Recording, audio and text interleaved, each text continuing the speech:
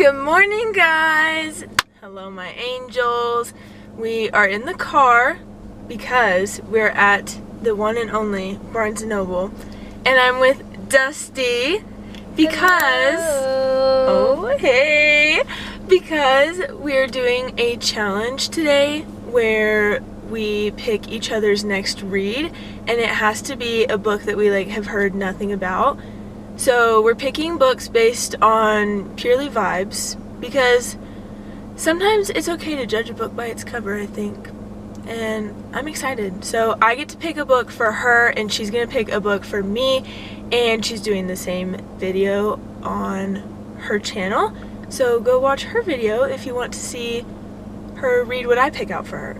So this is gonna be really fun and exciting, and let's go book shopping!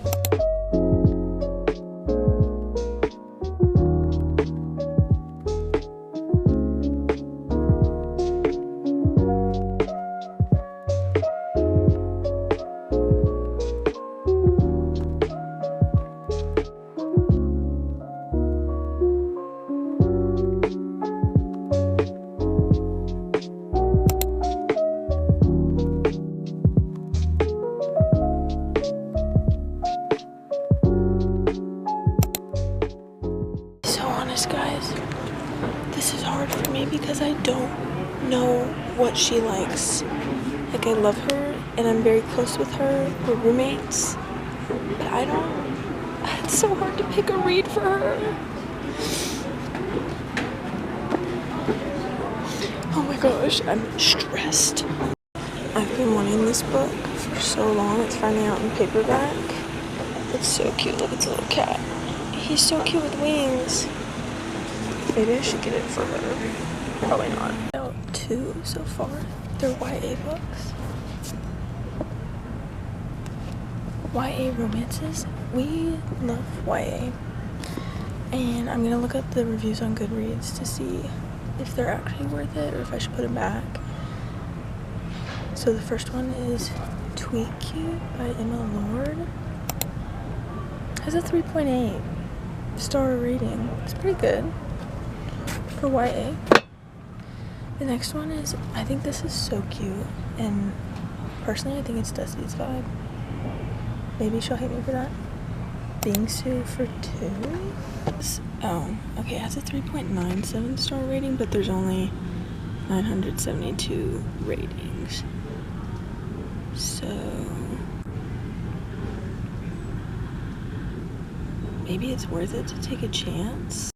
I really want to get her this, but I've heard stuff about it, so it's excluded from the challenge. The lip fix section. We're in the lip fix section now. And I found another book that I think might be a good contender. The Key to My Heart. It seems like charming and cute.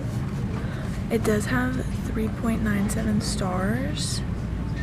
Or 3.79, something like that, and a decent amount of reviews.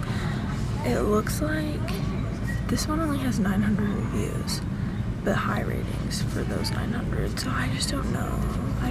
This is hard. Guys, we made it out alive. Barely.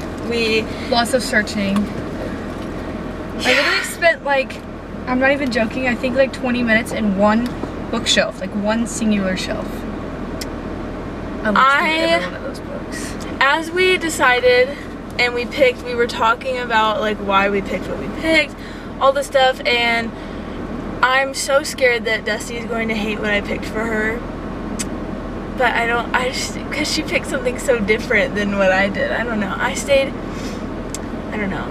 I'm just nervous. As she kept talking, I was like, this could be bad. But I went with my gut.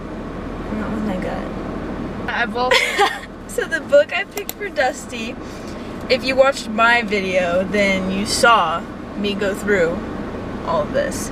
But I picked, are you ready? Mm-hmm. Girl, I've already read this. No, you have? I read this in high school.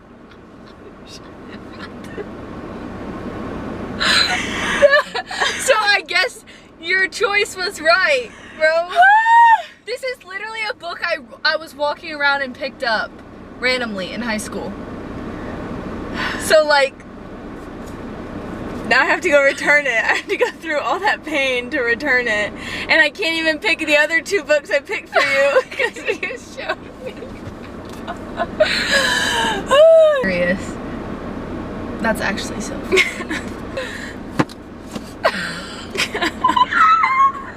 That's so funny. I'm so embarrassed that I have to go back in there and return it. Right now, can I return this book? Yeah, she's like, what? I already read it, so, you know.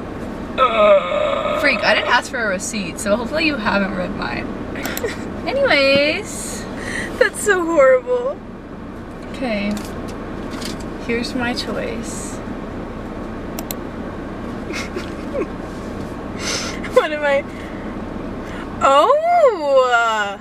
Is it gorgeous? Yeah, I like it. I like the locket. I'll be right back, guys. Don't fret.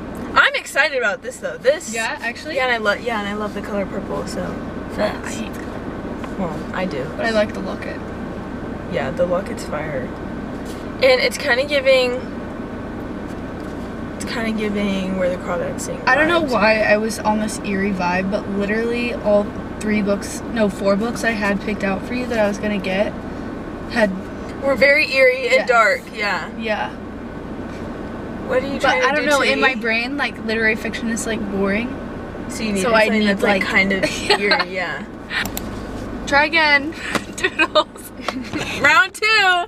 Kill me! What the? I didn't film me searching the second time because that was really stressful. I was fanning myself with multiple books at once. I was sweating. I'm still sweating. But I think we found a winner. Okay, are you ready? God, I hope so. Sick! It looks beautiful. It's called Notes on Your Sudden Disappearance. It spans over Period. has a 4.2 star rating. It's on Kindle Unlimited, so it meets her requirements. I don't remember the last time I picked up a paperback book. I read all on my phone now. It's mysterious. It's like a long timeline. I just thought there was one other. I was gonna stick to the YA books, but and it had really high ratings, but it wasn't on Kindle Unlimited, and it's a Reese's book club pick, and she typically doesn't like those. Or did I make that up? I think you made that up, but My bad. But I think I like this one. I think this was a better pick anyways. So. sick.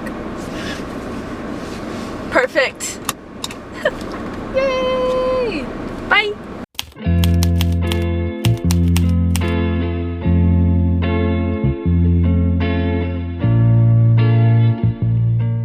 A week since we picked out the books for each other, and I just started this, I think on Tuesday. It's now Thursday. I think we started it on Monday or Tuesday night. And so I feel like it's important that I give you guys some updates now. Considering I'm almost done with it. I just like have not been in the mood to set up the camera and like read in front of it or give an update really. And every time that I read it's like right before I'm going to bed, and I just like don't want to think about anything but this book. This book is, I don't know how to feel about it, because in all honesty it's an amazing book. It's amazing writing.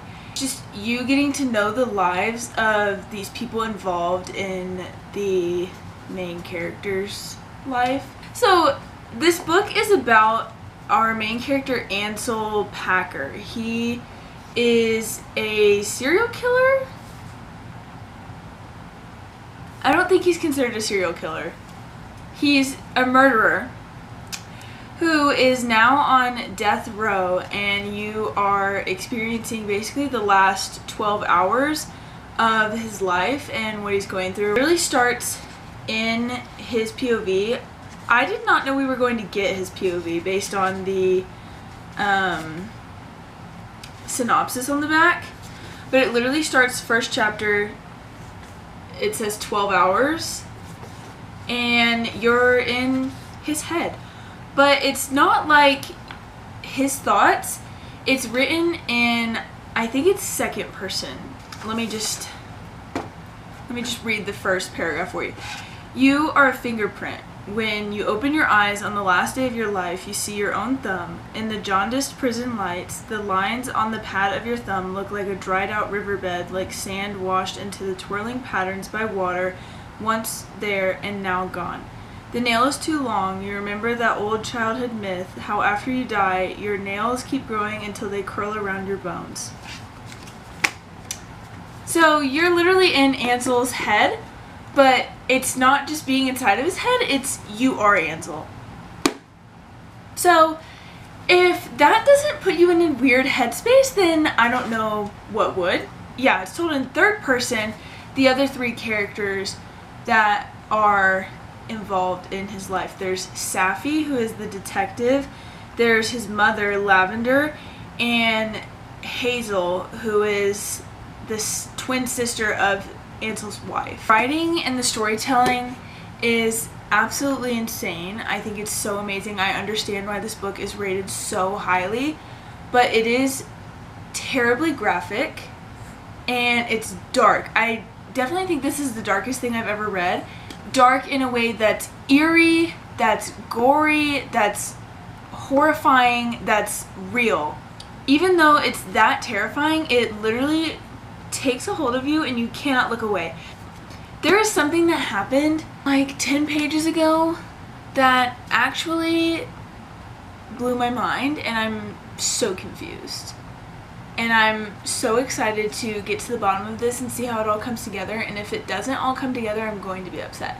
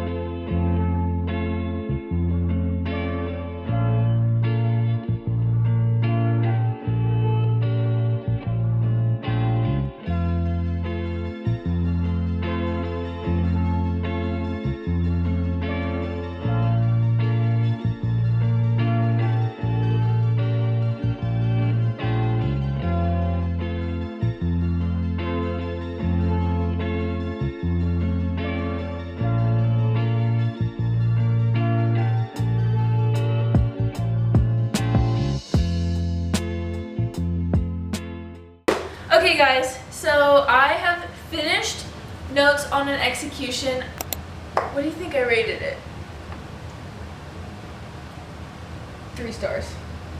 Okay, so that's where we run into the issue. I have not rated it yet. I have Okay. no idea.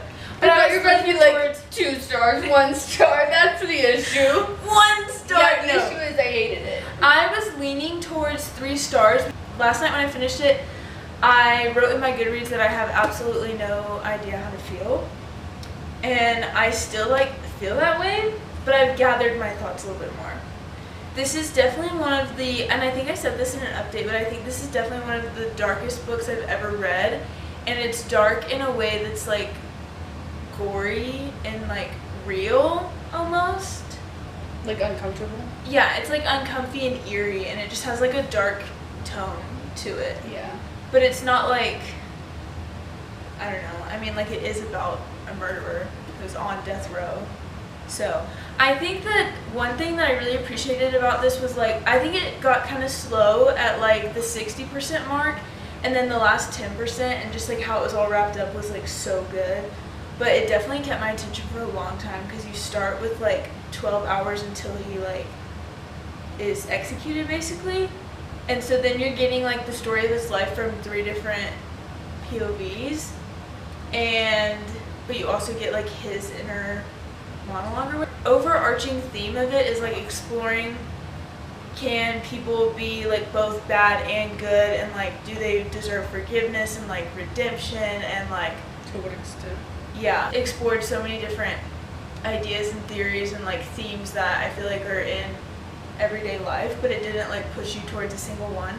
Like I think all 3 different women's POVs that are like attached to him in some way have a different outlook on their opinions, like on death row, their opinions on our main character Ansel in general, their opinions on like who he is and just like how they grew about life. And it also like, I think the butterfly effect is like a big deal in this too, where it's like if you just did one thing differently, like how the path your life would take. I liked it though. I loved the ending. Let me just read what she says in her note. Average men become interesting when they start hurting women. Notes on an Execution was born from a desire to dissect this exhausted narrative. We grow up hearing their names like Ted Bundy, Charles Manson, Jeffrey Dahmer, John Wayne Gacy, all those things. They've like become celebrities, and they're like, they get all this credit for what they've done, but they were like an entirely ordinary man who did like something horrible.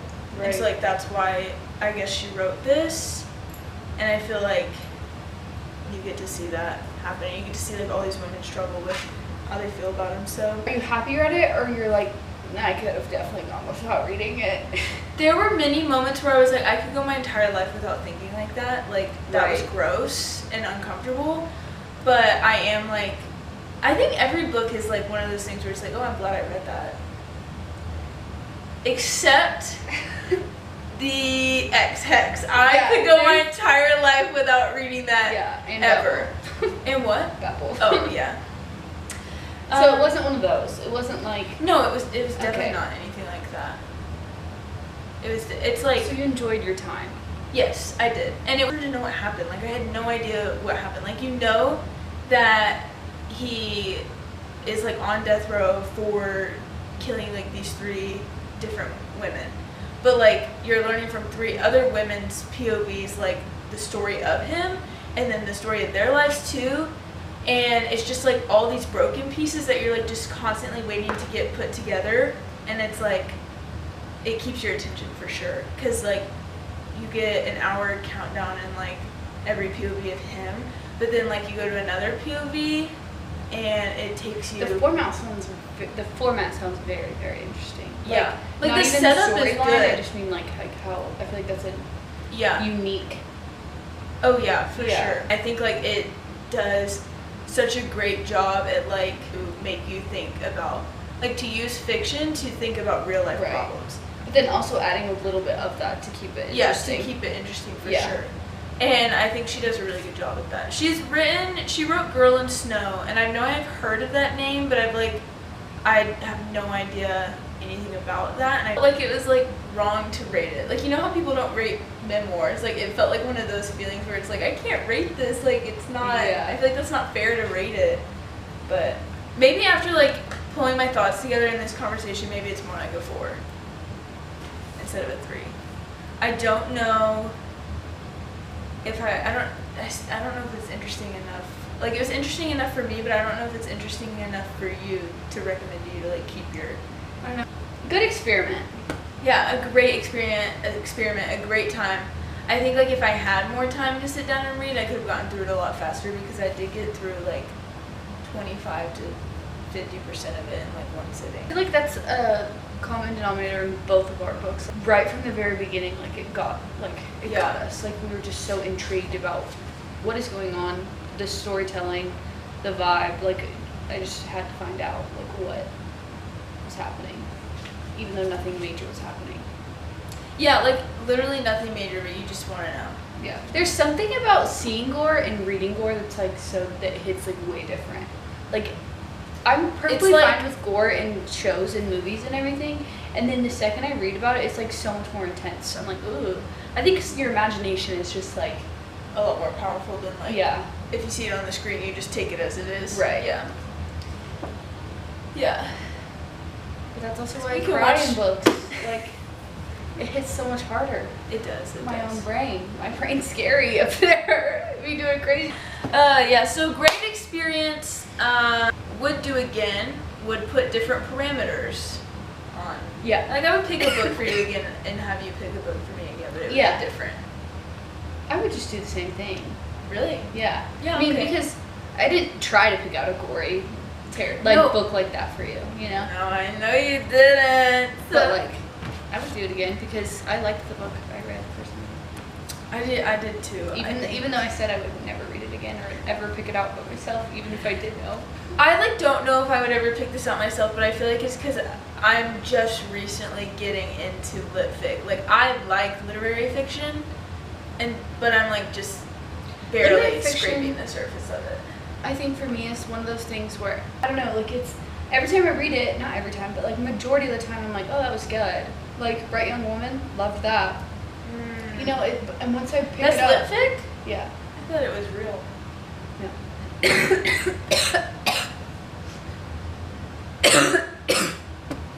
What's that? Oh, The Wishing Game. The Wishing Game. Oh, I don't like that. Yeah. There's another one. Everything. I never told you. Yeah, Everything I Never Told You. Like, I love those books, but it's just one of those things where when I'm in the bookstore, I would rather pick up a fantasy or romance. I showed you guys. This is the book I picked for Dusty, and we would talk about it, but she has a whole video talking about it, so you can go see her video to hear all about how great of a, just kidding, Recommendationer. I am, yeah. I don't know, maybe I'm the worst Yeah, recommendation. actually. But you just have to watch her video to find out, so, and don't be lame, watch us both. I get all my inspiration from her, so if you like me, you'll 100% like her. I'm proud to say I'm more intelligent than I seemed at the beginning of this clip. And if you don't like me, you'll still definitely like her, so. Well, we're literally the same person, different fonts, so. Anyways, that was our experiment. Thank you so much for watching. I love you all so dearly, and bye. Tools.